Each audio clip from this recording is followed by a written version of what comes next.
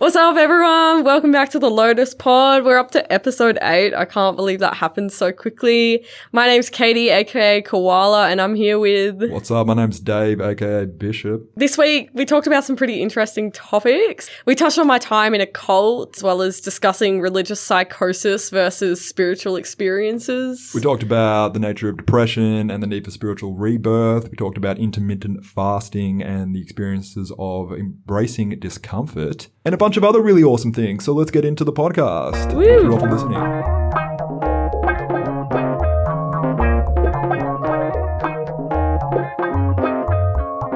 Oh, happy Wednesday. There we go. Locked in. What's up, everyone? Well, you just sounded way louder. But that was like your natural volume. You don't even wear headphones, though. Yeah, I know. Fuck the headphones. I'm in the sunnies this week, though. What? For anyone that's listening, I'm in sunnies. Ready to And serve. Dave forgot to bring his casual clothes besides his hat and his sunnies, and so I supplied him with a green corduroy t-shirt, and it slaps right now. It's so good. I'm also powered by Zins at the moment. I went and finally found some more nicotine pouches, which I don't recommend people to get into, but... I don't know if anyone's going to hear you. You were so far away from the mic. I'm powered by Zins again. I reunited with the lost lover. And what is this? So these are nicotine pouches. They're synthetic nicotine that you put under your gums, and they're flavored. That one smells like synthetic nicotine under your gum that's flavored.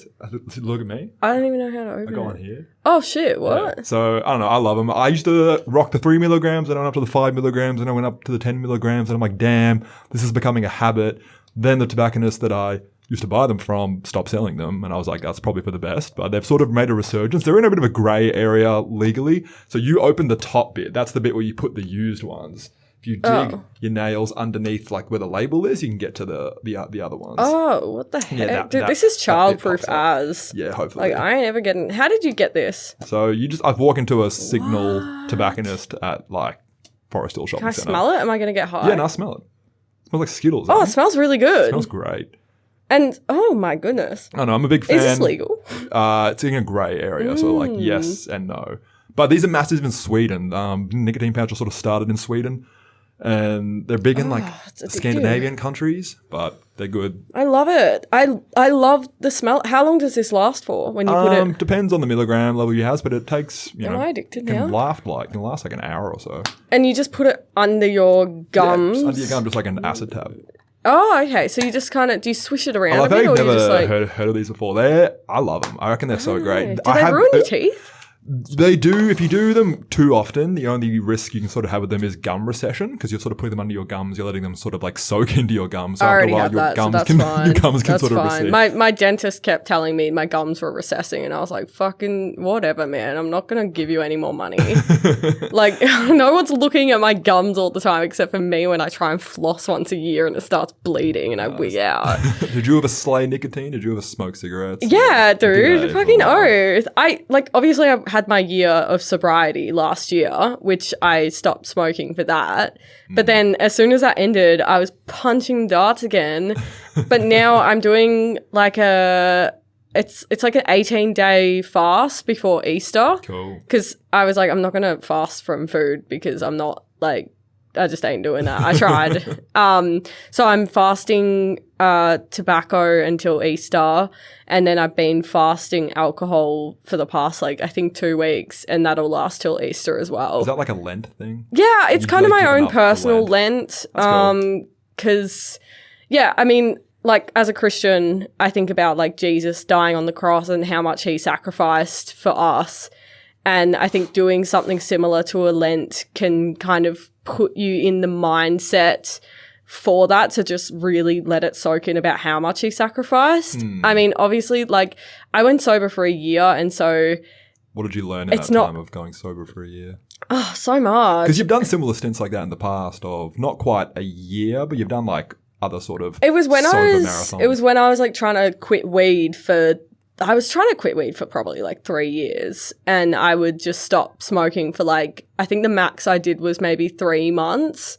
And then when I did the year, like, I haven't touched weed since, like, even after I stopped being sober, I still haven't done it. But yeah, no, it was great. It was really hard being sober, especially because a lot of really difficult things happened last year.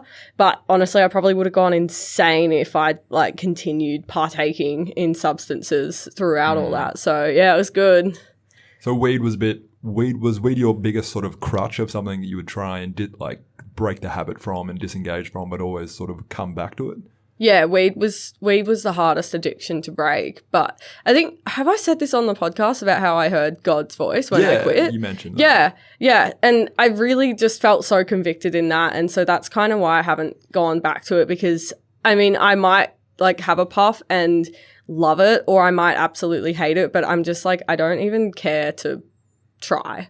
I'd love to revisit that, you hearing God's voice when you were you're in the NT from memory and you were on like a hike. Were you by yourself at the time? Or? Yeah, I was by myself. There were like people around me doing their own hikes, but yeah, I was doing the hike by myself. And I was meant to go sober like in the next month, but I was just so over smoking weed that I was like, you know what, this is going to be the last time. And I smoked a joint and I was like, this is it. I'm fucking over this. And so I just like let the rest of the weed float, like blow out into the wind. And I think I said a prayer or something. And then I like heard God's voice say, I am God. Opening your mix bowl to the wind, like whoosh. Literally though, like it was quite poetic in a way. Did the voice echo? Like what was the sort of, it was just a really voice? deep, like really deep, powerful voice, but very voice, masculine for sure. Yeah. Wasn't non-binary. I'm just joking. There was multiple voices all singing in a harmony saying, call me they, them. If you have an experience like that, is there a part of your mind that is worried this might be some type of, what's the word, like auditory hallucination or like religious psychosis? Like how do you differentiate between religious psychosis and a genuine like spiritual experience? I think if you even can. In all the times that I've been stoned and like or taken psychedelics, I've never had an auditory hallucination that was I don't even think I have at all, but let alone one that was that real and that I could actually hear. It just felt real. Cool. For sure. But I mean, yeah, it's hard to tell because psychosis feels real as well. Yeah. So I guess in states like that, if you're genuinely sober and grounded and you just have this one experience and you go back to being grounded and normal, that's kind of more pertinent than if you're in a state of, I don't know, using substances or whatever and you have a hallucination. Usually it's paired with other things and you feel a bit out of it kind of thing. But if you have an experience like that where you're on top of a mountaintop, you're not really expecting it and it comes and it's vivid and you experience it, then yeah, that can be a very genuine experience. Yeah, totally. And I think God really had his hand on it as well. Like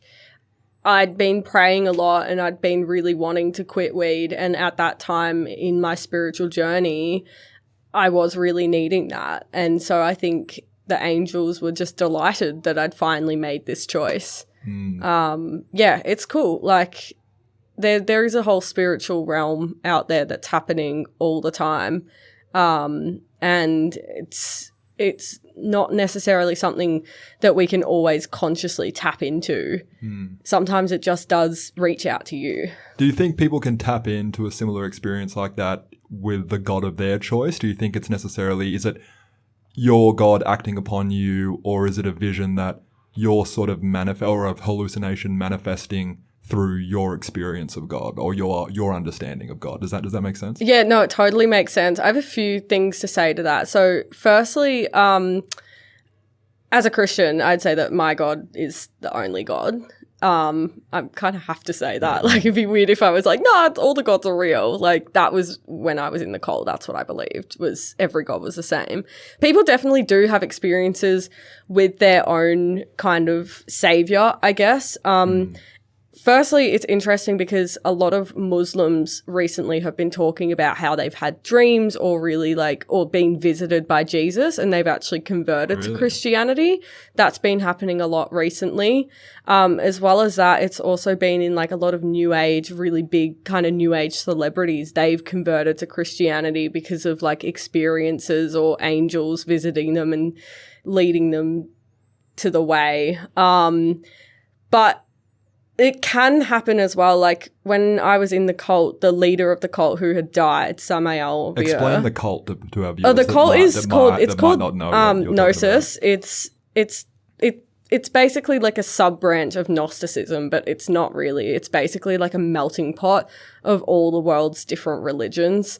And the main ideas of it is meditation, destroying the ego, and awakening the kundalini by never having an orgasm. Slay. I'm not in it anymore. So this group, where would you go and like hang out with them? Well, how'd you even discover them? I discovered it through a boy. He was telling me about the alchemy, which is like the sex magic. And at that time, I was just like a horny 21-year-old, and I was like, that sounds freaking awesome. Let's do it. And then he told me about the classes, and I just moved to Byron. At that point, I was looking for something spiritual, and yeah, it kind of seemed perfect. So you basically just go to the instructor's house, and once a week or twice a week, you go to classes, and they teach you about the esoteric path. So yeah, but basically, like in that cult, people would have dreams that they would have dreams of the master, or they would have dreams that, or experiences through meditation that they were the reincarnation of Hermes Trismegistus or whatever the fuck. Like, and that was so real for them. And so there is an element of like, brains are so easily manipulated and things can really easily seem so real.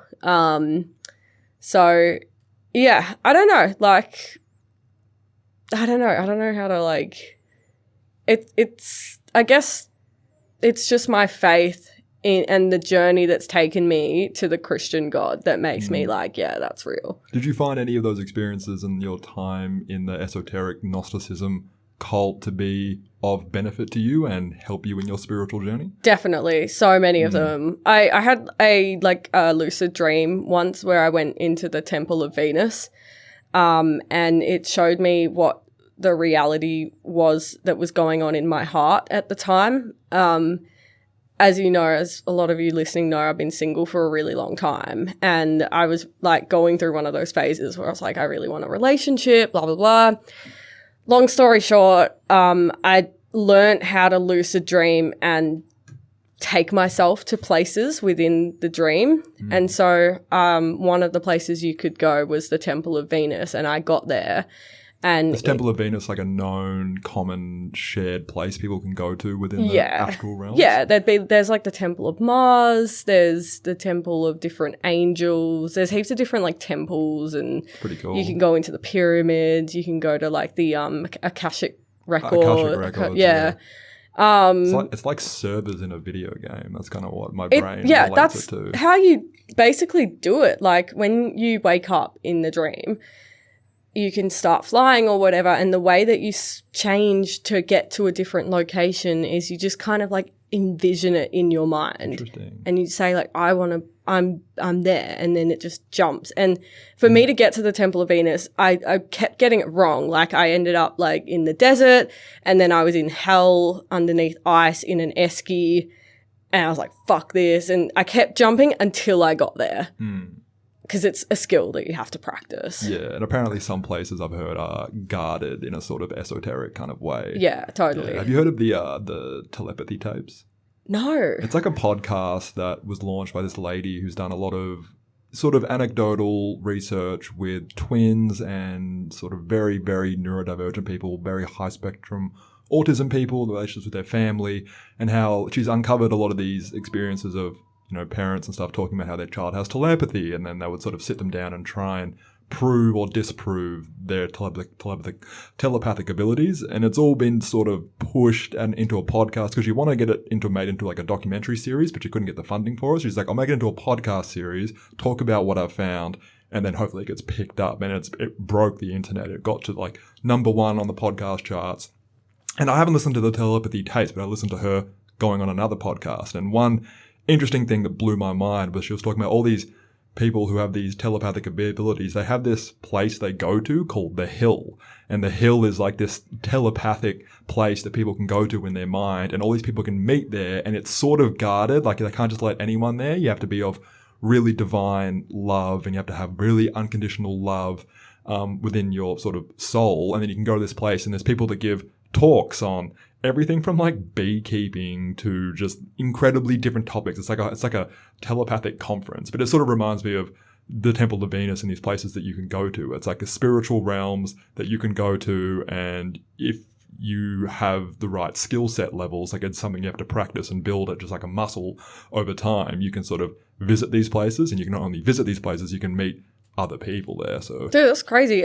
So these kids are like actually teleporting. Telepathic, yeah. Like, they're full telepathic in their minds. They can talk to each other. They can talk to their mums, and they've done all these sort of studies or tests to sort of prove that the mother will be in a different room. She'll point to something on like a chart or something, and then the other kid can like write the word of like what she's pointing to, apparently. And I haven't actually listened to I got confused between that and teleporting. I was like, wait, telepathy. So they're like reading minds? Is that what telepathy is? Telepathy is like if we could have a conversation without talking. It's essentially so cool. Another type of communication where, and I've had various, not full telepathic experiences, but like, I honestly believe humans have a telepathic ability innate in them, and we sort of tap into it momentarily. Like, if you're thinking about someone and they call you on your phone, like straight away, like little elements here, there. And you look at nature, like birds flying in packs or fish swimming in schools, and they have this unique ability to communicate, without, reverberation of sound and their mouth moving or whatnot. So I believe there's something unlocked deep in our minds that we haven't really trained.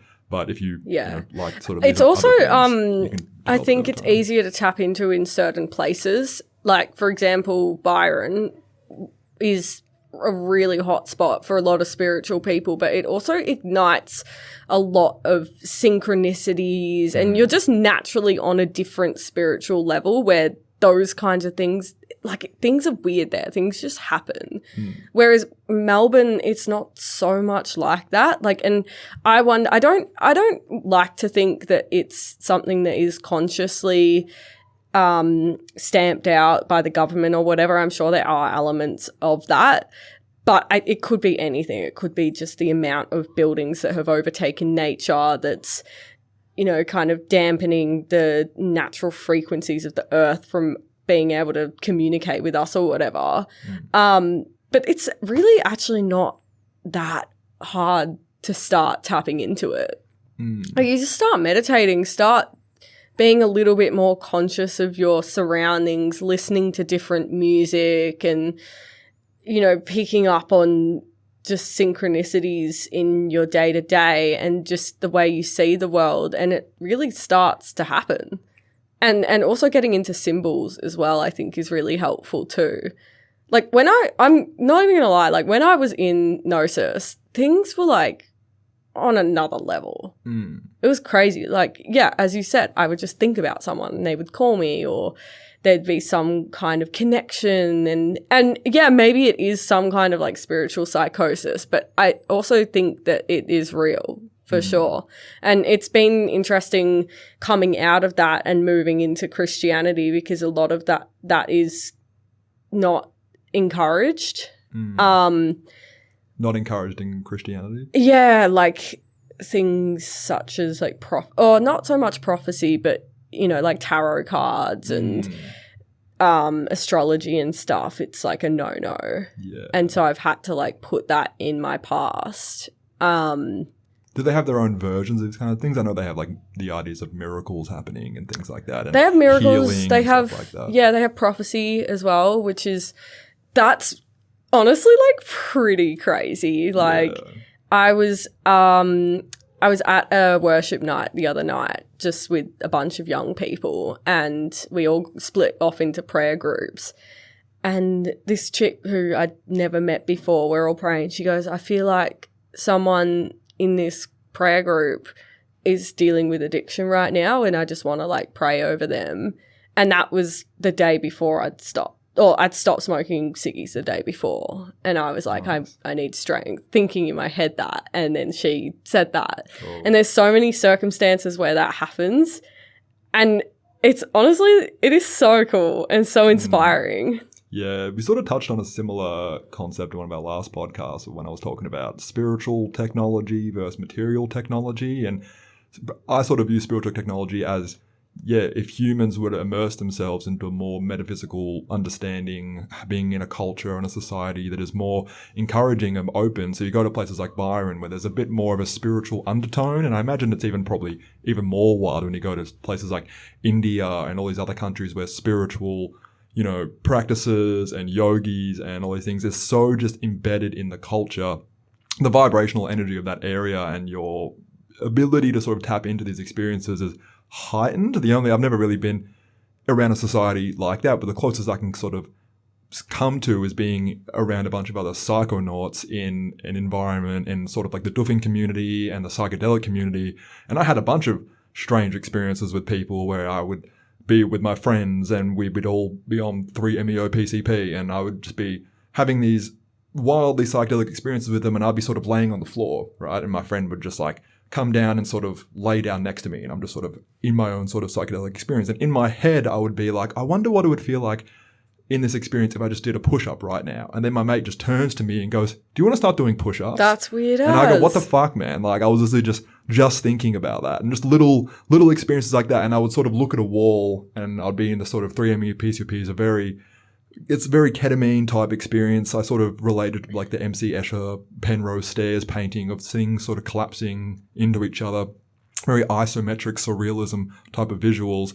And I look at something like a wall, and I know logically even at the time it was a silly thing to say. I would say, I think I can just walk up that wall right now. And then another one of my friends will look at me and goes, I know this sounds weird, man, but I reckon I can walk up that wall right now. That's so confusing. And I'd have little experiences like that where I go, this is just insane. Like, yeah. And I feel like there was a great, so trippy. There was a great show called Sense8 that was made by the same people that made The Matrix. That was all about humans having telepathy, and there was like a different type of Homo sapiens that were there was Neanderthals, Homo sapiens, but then there was another genus called Homo sensoriums that sort of developed next to Homo sapiens who used communication. That's why we survived more than the Neanderthals. But the Homo sensoriums developed more telepathic languages, and there's still genuses of humans that have this Homo sensorium type of genus in them that allows them to be telepathic. But as Homo sapiens, which is the rest of the world, we have a habit of genociding and killing anybody else that's not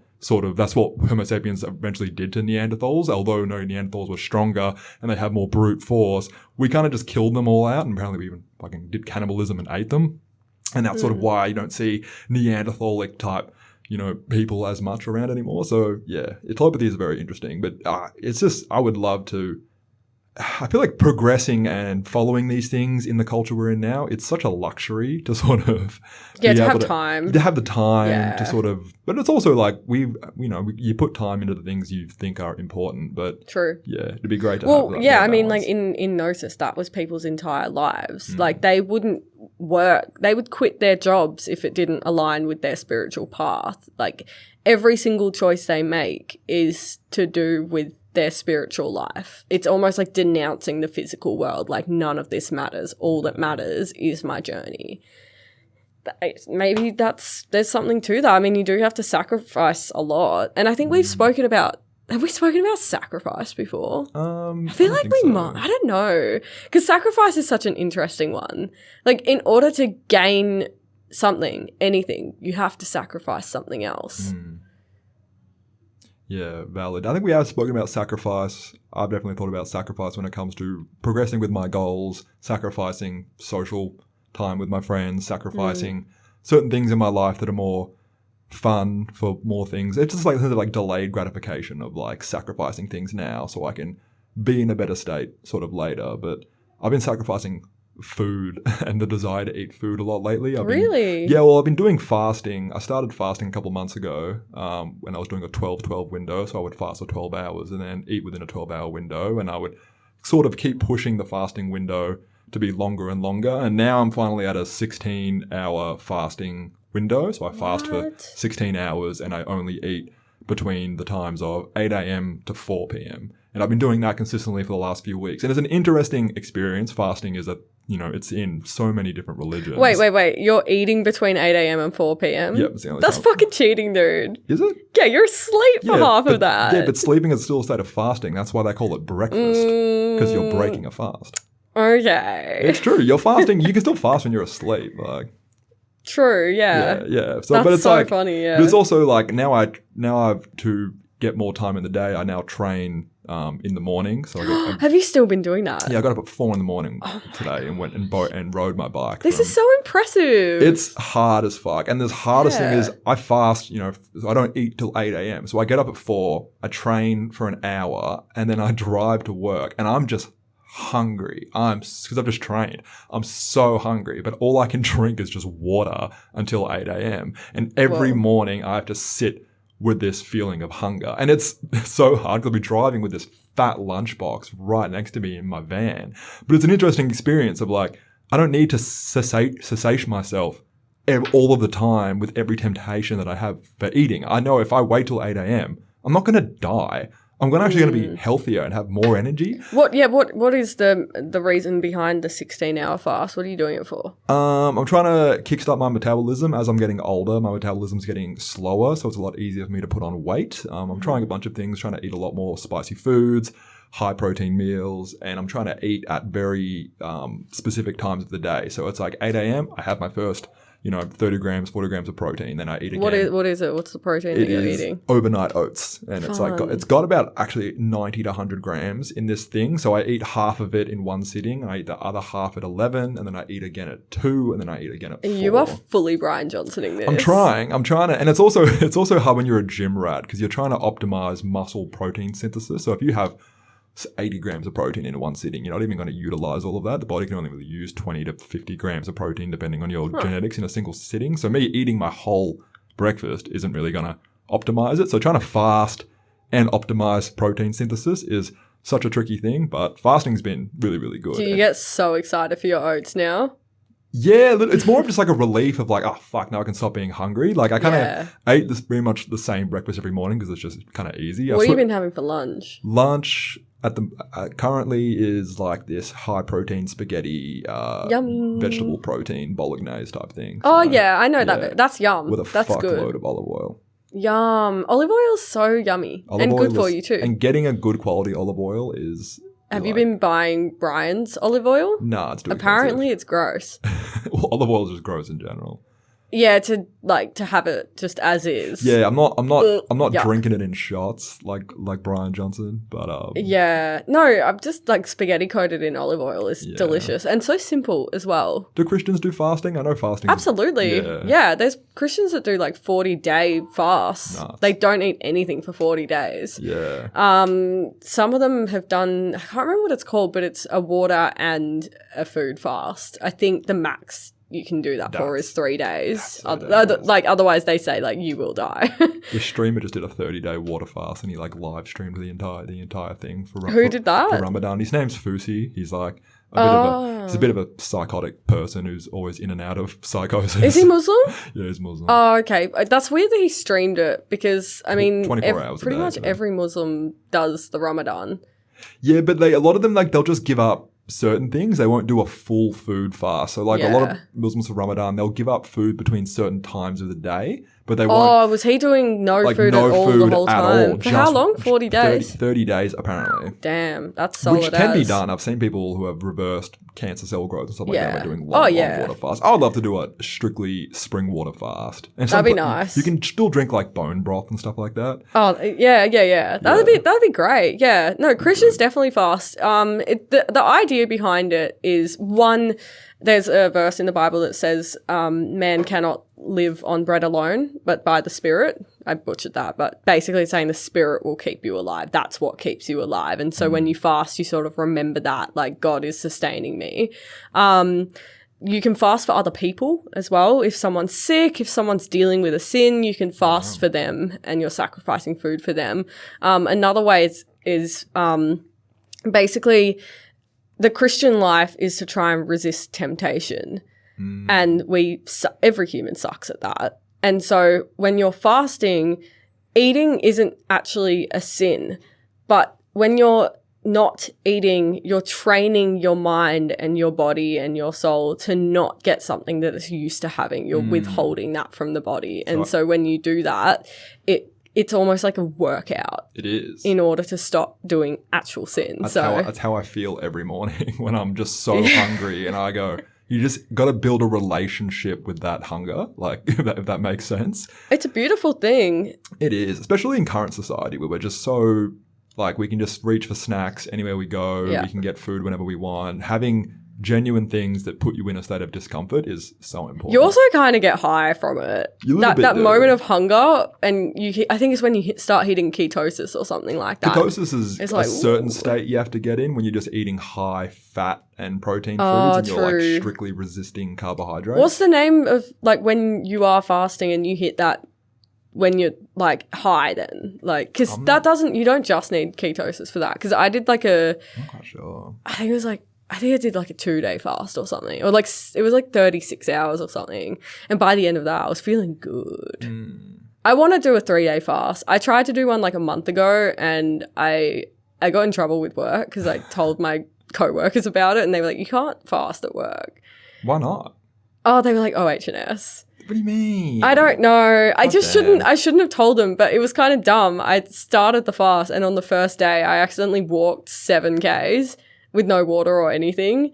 I just got, I don't know. I was just walking down Beach Road like the whole day. And then I was like, fuck, I shouldn't have done that. I'm like really lightheaded now. As long as you just stay really hydrated, you can be fine. Yeah. I don't know.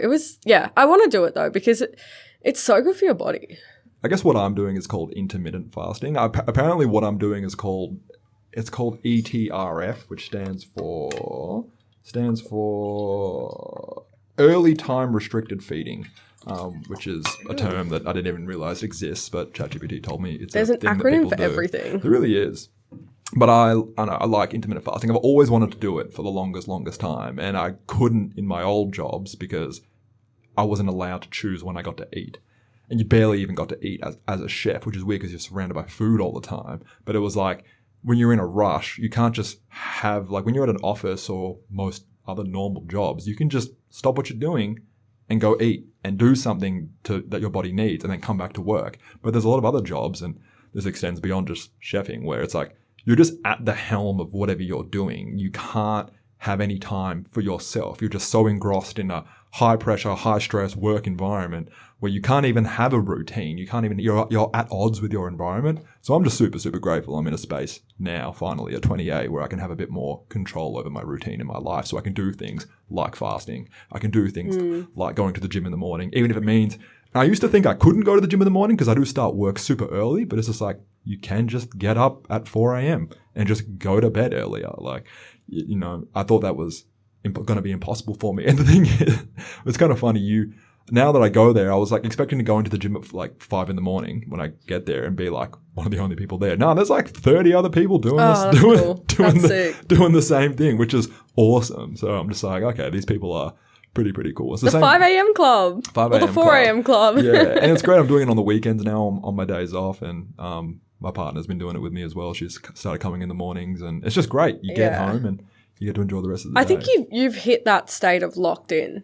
You were sort of talking about it for a couple months and now you're actually there. And I think that's so good. I was thinking today about how you've got your job lined up now. And I was just thinking, I'm so happy for Dave. Like, I'm glad that finally happened. Thank you. I love my job so much. We had a nice meeting the other day and we have these sort of in-person like meetings and there's like career pathways and I just love what I get to do, Did they say anything about that? Yeah. Like I can register my interest for career pathways if I want to go into sales or operations and all these other kind of things. So I haven't really like done it yet kind of thing because I'm just sort of happy in the role that I'm in and I'm still sort of new to the role. So I don't really want to like, it's more people who are like thinking about quitting. They want to kind of try and keep them and put them into different roles. People who think they need to quit to progress their career in a certain way. But I'm still learning stuff in the role that I currently have. And I'm just learning to just rock up and be productive without someone telling me to. And that's just a journey that I'm on. So one thing at a time. But I'm glad I tried to stop working out as much because I told myself if I need to sacrifice because I was working out 7 days a week, which I loved. And I needed to sacrifice that so I could work on content and things that are going to build my money and my goals in different areas. And I kind of wasn't necessarily that more productive, and I just became sadder. Oh. So I've kind of gone back to training every day, like nearly every day. Like I train both of the weekends in the morning super early. One's a high rocks routine, the other one's a bike ride. Just doing my strength training 3 times a week in the mornings, and then I do one cardio thing in the mornings as well. And then Mondays, it's just like a chill day. And it's just been great. And I feel like I've started doing that. I feel way better, and I'm actually getting more productive. And it's just going back to what we were sort of talking about before. It's like the more you seek discomfort and doing hard shit, you just become a better human overall. Mm-hmm. Like whether it's, for me, it's like doing ice plunges regularly, doing saunas regularly, doing rigorous physical exercise, fasting now, not succumbing to substances as much as I used to, and all these things are just making me a better person, which is a great feeling. 2025, it's the year of growth. I really think that. I think, I'm thriving, you're thriving. There's a lot of people thriving this year. Hell yeah. Another thing I sort of wanted to talk about, and it sort of was talking about what we were talking about the other day with these Ozempic, GLP-1 kind of things. I feel like some people a lot of these transmutative experiences people can have with overcoming obesity, or in the cases of people with SSRIs and having depression. We're getting into an interesting state with our progressment of pharmaceutical medications and just medications in general, where, have you ever heard of like what a soma is? Have you ever read the book Brave New World? Soma? No. So Brave New World's a book by Aldous Huxley, and there's this state-sponsored drug everyone has to take. So if 1984 was a dystopia based on authoritarianism, Brave New World is a dystopia based on utopianism. So it's a that's even scarier. It is. It's a utopia. It's a dystopia that disguises itself as a utopia. That's fucked. No one's allowed to be monogamous. Privacy is illegal, but everyone has these cool parties, and like they're super advanced with technology. But there's these state-sponsored drugs called somas that help keep the population sort of docile and happy. And every time you have an uncomfortable feeling, you take a soma, and it just levels you out. You're chill, you're happy, everything's fine. If you want to party, you take a higher dose of a soma, and you're in a soma holiday, they call it, and you're in a state of bliss. And I feel like with Ozempic, which has definitely got a use case for people who are morbidly obese and need to have a sort of step in the right direction, get on the path of bettering themselves. But it's also like there is so much power and value between the process of, because people aren't morbidly obese or fat because they sort of just like eat the wrong foods. They're in that state because of psychological factors that have maybe gotten them to that point, if that makes sense, kind of thing. And that's why your habits aren't serving you in the best ways. And as a byproduct of that, you are fat. Or as a byproduct of something else, you are addicted to drugs, kind of thing. And there is a not every time though. Not every time. Just say not every time, because there are like genetic and illnesses that cause it. And there are some people who are predisposed to drug addiction, not because they're just like horribly like, hedonistic people. They might be just predisposed because of traumas and stuff like that. Yeah. But I feel like with the advancements of these things like GLP-1s, like Ozempic, and even some people could argue the SSRIs with depressed people, we're sort of bypassing that spiritual experience of overcoming that and just sort of outsourcing it to a drug kind of thing. So if you're eating like shit and you're addicted to food, but you can take a drug that suppresses those cravings, you can become at a healthy BMI, which is sort of the goal of people who are on Ozempic. But does that really retrain psychologically where you were at that cause you to want to eat the shit food? Because some people are just eating the shit food because they're addicted to the shit food. And then I've had my own battles with food addiction and put on, I used to be 105, 110 kilos at one point, and I've gotten down to a normal weight again. And I feel like we're just like sort of outsourcing, or we potentially could run the risk of just outsourcing that experience to something else when, I don't know, I feel like it's just like, it reminds me of the stories of somas from Brave New World of like, you're having these uncomfortable feelings, instead of confronting them, transmuting them, and going through that experience, you can just kind of outsource it. What are your thoughts on that? I totally agree. I mean, I think Ozempic and I think SSRIs are just one part of it, but this entire society, that's everything that is going on. Like, I don't want to sit with my thoughts. I'm just going to turn on the radio and there's constant chatter and constant music that's popular that's automatically going to feed my dopamine. Oh, I don't want to sit with my thoughts again. I'm going to go on Instagram and I'm going to doom scroll on TikTok and experience brain rot. Oh, I feel sad. I'm going to eat a chocolate cake, or I'm going to I'm going to get Uber Eats and I'm going to fucking order some meagering. Like, everything is right there at our fingertips to distract us. How many people just fucking sit in silence, sit on a park bench and just watch the world? Like, it's not there anymore. And so Ozempic and SSRIs and these actual drugs that we take to fix things, they're just a more extreme version of that. I think it's really hard. Like, with weight, people do try. There's people that try everything and they just can't get the weight off, which I think in that instant it is maybe fair enough. Okay, try Ozempic. But I would say for a lot of people... Ozempic. Am I saying it wrong? Ozempic sounds fancy as it's Ozempic. Ozempic. Did I say it? I don't know. Whatever. Doesn't matter. Olympics. Just go to the Olympics and everything will be sorted. You'll lose heaps of weight. I don't love it. I think that if you're getting that big, you need to be taking a look at your entire life. Like, is the job you're working in too stressful?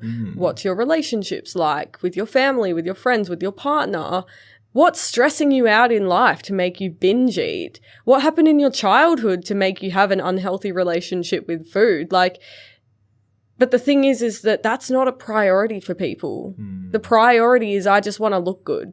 Yeah. Not actually be healthy, because they don't have a healthy relationship with their body. Yeah, and that's scary. It's a disconnect. It's a disattachment from the body. It's just about, oh, well, I want to look good in Instagram photos, or like, I want to just get the weight off so I'm not going to die in 10 years. I see it as like, it's a car that looks fancy from the outside, but the engine's like completely broken. Yeah, well, what is this stuff doing to our bodies? And it's so sad how many people need to be on SSRIs. And there's a really good documentary, Road to Patagonia. This guy, he talks about how he lived in Indonesia for 5 years in the jungles, like with the native people. And he said they didn't even have a word for depression. And they were all happy. They were just living off the land, looking after the land. And then he moved back to Melbourne for like 5 years. He got diagnosed with anxiety and depression. He got prescribed the stuff to help that. And he was like, well, this isn't even real in some societies. Why is it real here? Because it's fucking stressful. And we're taught to make our highest passions, highest endeavors in life is to get a really good job and make our lives as comfortable as possible. How do you do that? You got to save $1,000 to get the newest iPhone, and then you got to get a fucking best bed or whatever it is. Yeah. And it's not actually fulfilling our souls at all. Yeah, I would definitely say that in a lot of those societies and cultures that are very different in the way they operate to modern day society, I've always said that sometimes depression is like an anxiety. It's not necessarily, for some people, a chronological mental illness gathered that they get from their chemical imbalance. It can be a side effect of just living in a very toxic society. It can be a side effect of living in this modern society where you're surrounding yourself with things. Your soul is at odds with the person that you want to be. It's like this friction that you're feeling, and some people can just sort of chalk that up as being like, oh, I'm just chemically imbalanced, or I'm just this, I'm like that.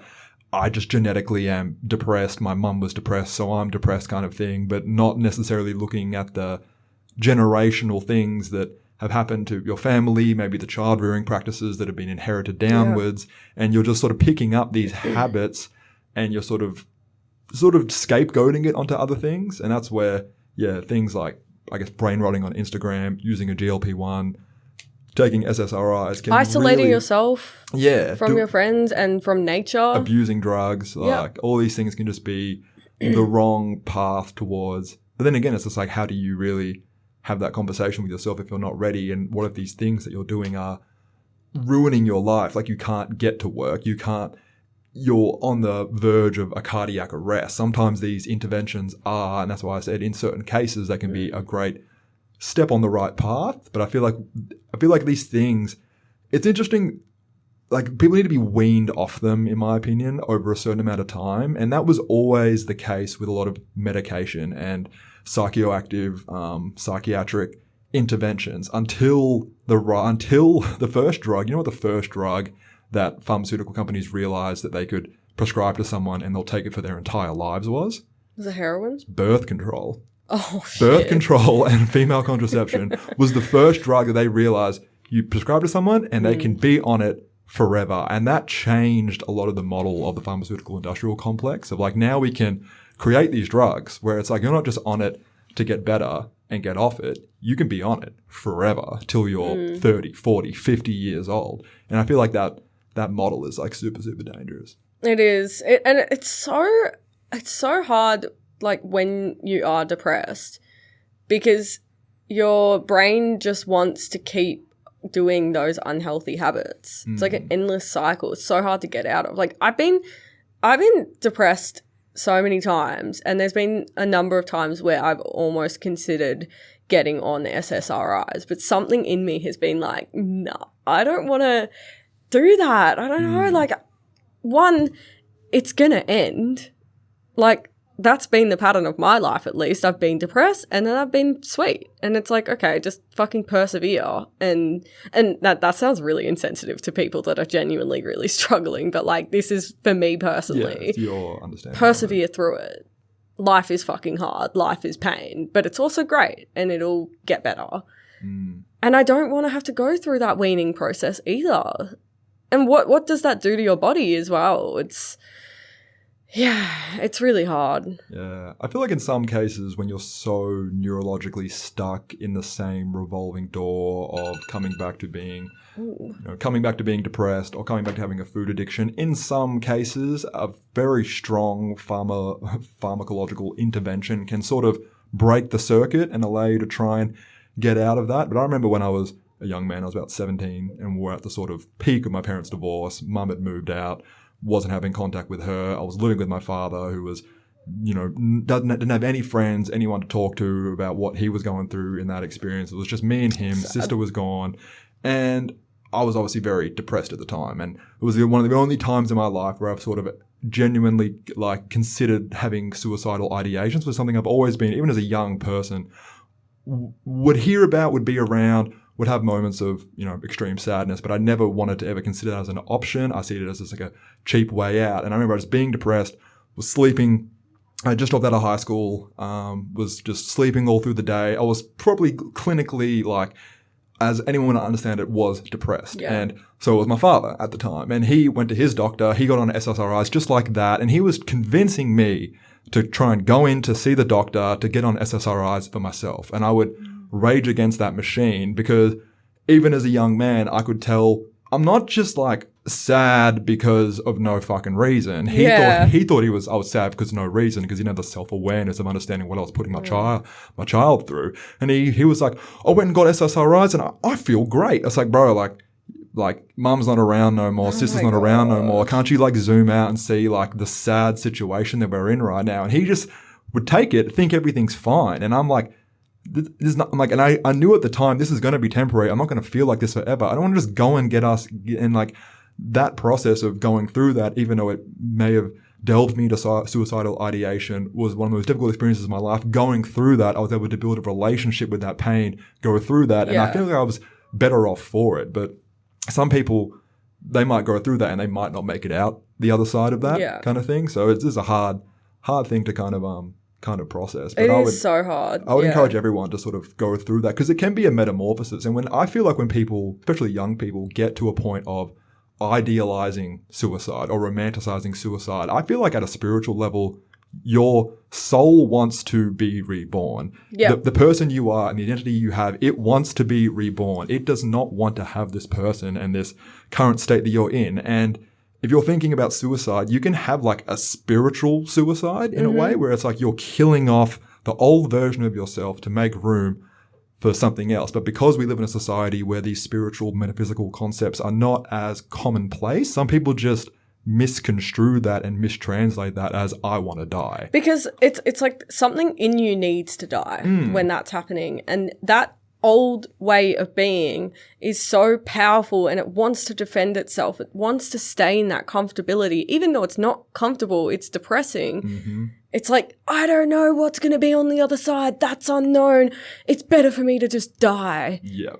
And it is so hard to go through that spiritual death. But yeah, you're right. When you do come out of the other side, it's amazing.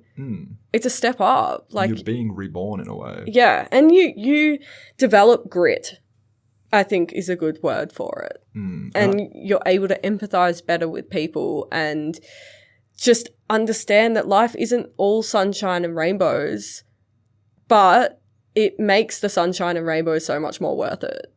100%. And I feel like throughout your process as a human, you will go through so many rebirths, and the process of rebirth and being reborn and killing off old parts of yourself and burying those parts of yourself, those things that no longer serve you, those things that are dragging you down, needs to happen. But it can't be translated into like, I just want to like unalive myself. You can unalive these versions of yourself, these environments that you're in, and that's going to feel like you're going to come out of that feeling much, much better. And that'll happen multiple times from your childhood up until, you know, your adult life. And if you're at the point where you genuinely are at the edge and you do want to die, like, fucking do anything.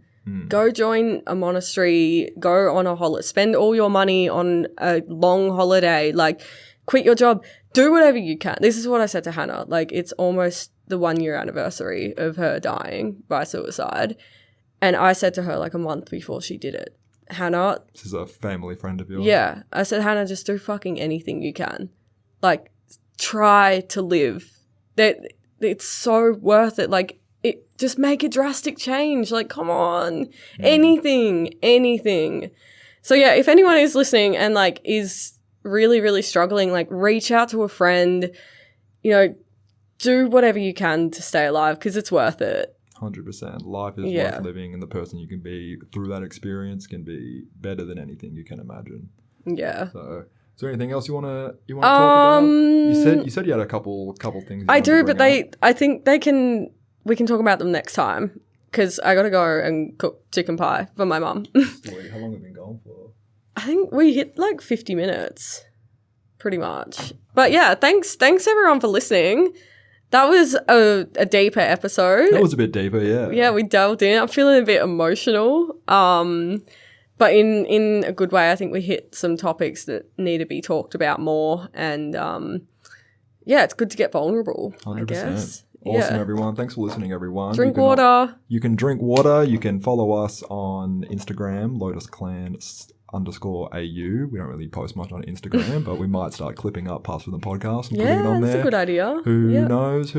And thank you for see you next time. Spending this time with us. This is us live from the library. Sorry if you hear kids screaming in the background. Shout out your local public library, everyone. They were quiet today. There wasn't as much Roblox activity being played. It's the recording sign flashing at them. They're like, "Oh, better be quiet. Better be quiet. But yeah, peace out, everyone. Stay safe. Enjoy. Peace out.